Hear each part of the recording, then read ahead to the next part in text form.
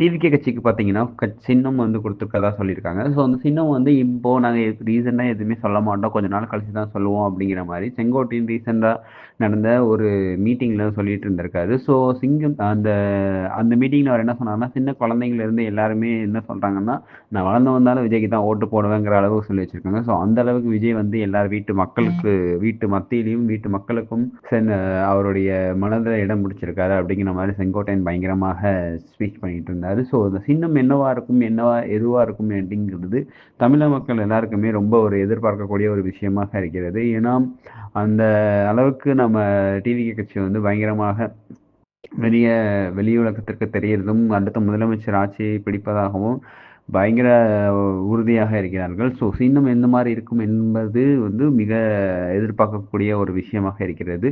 So, சின்னம் என்னவாக இருக்கும் என்கிறது உங்களுடைய மனதில் ஏதாவது தோன்றியிருந்தாலும் அதை கமெண்ட் செய்யவும்.